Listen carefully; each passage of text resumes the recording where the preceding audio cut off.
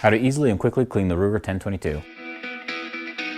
Okay, first thing is you're going to take a 5/32 hex head. This can be an Allen wrench or something in an impact driver to undo.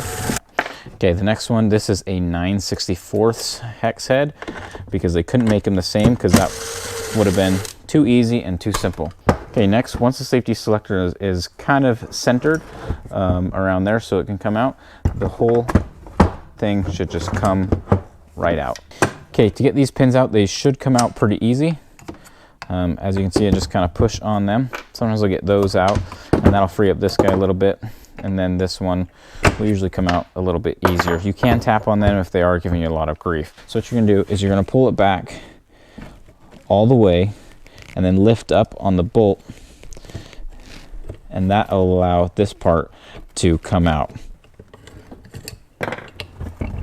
Okay, and then we're going to turn this over. Okay, so you can see there's a lot of carbon buildup all in there, so we're going to clean that. We'll clean off the bolt quite a bit. Okay, so this sits in there like this when it's upside down, so if you just try to pull this out or wiggle it, even if you have your bolt back, as you can see, it will never come out. You have to pull the bolt all the way back after removing this rear pin, and then the bolt will come up. So first with the stock, honestly, I don't like to use a lot of cleaner on it because most of it is just kind of like this dry dust stuff that you can see. So just gonna wipe that out. Okay, next the fire control group. I don't like to put a lot of grease in here because then it just collects more dust. So if it is holding up, and you can tell by just kind of pulling the trigger and seeing if things are holding up or not, you can put a little bit of gun oil in these joints. I'm honestly not even going to bother with this because a little bit of dust in there is not a big deal. If I did want to clean, I would just take a compressor, honestly, and blow it out. I prefer to use Ballistol, so I like to spray the bolt quite a bit. This little handle, you can literally see the carbon buildup, and then all here, it's all sorts of dirty in there. Okay, and then we can let this sit for a little bit on each of these parts if it's really bad, but if not, I like to just go ahead and start scrubbing. Clean this spring and handle here. Okay, now for this receiver here, honestly, a toothbrush is your best friend because it helps you get in all these nooks and crannies to break up the carbon, and then we'll wipe it all out later. So with these, I'm just going to wipe off all the carbon on all of these parts that I broke up. Okay, so I got the bolt all clean. I did have to focus a lot on this head, on the bolt face a little bit more. There was a lot of carbon buildup right behind the firing pin as well.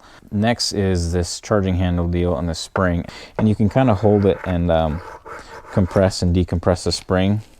Just kind of see what kind of carbon is being built up on there. So we're going to wipe down this whole thing as well. You can see the wear line is much better now that it's not all covered in carbon. Okay, now for inside the receiver. So we're just going to wipe all this out really well.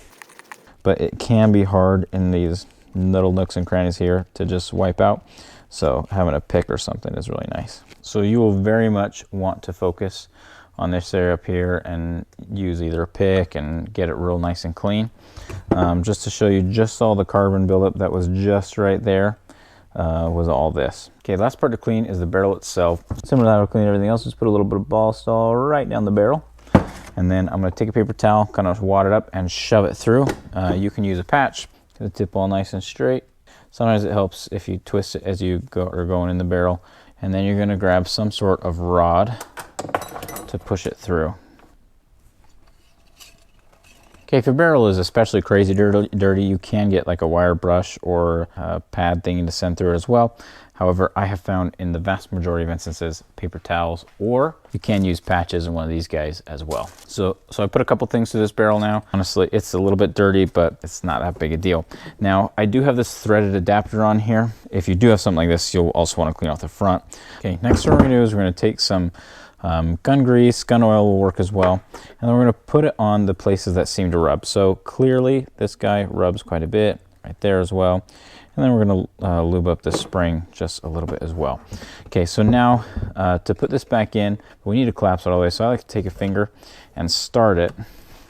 And then I'll come over on the other side with my thumb and push it all the way back to the back right there. Right there, there, and there. So now we're going to drop the bolt in. You put the front in a little bit first, then the back. And then from here, usually this hand will go a little bit further back, so if you let it go up just a little bit, should slide right into position like that. And then at this point, it should slide relatively freely. Okay, again, if it seems a little bit dry, you can always add just a little bit of grease on the top there. Come back here and add a little bit of grease there as well.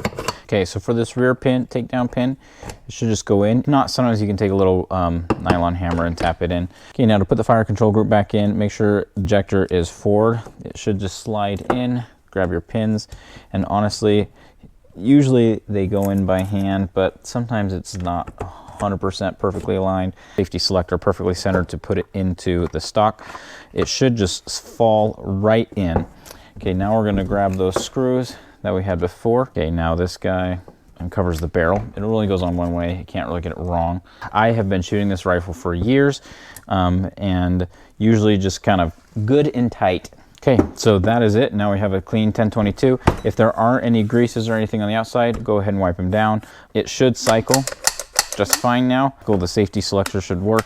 You want to test that. So go ahead and test that. Again, it is a rim fire, so don't dry fire it very much. Okay guys, so that is how you clean the rear 1022. If you have any other comments, questions, or whatever, please put it in the comment section below. Hey guys, as always, thanks for watching.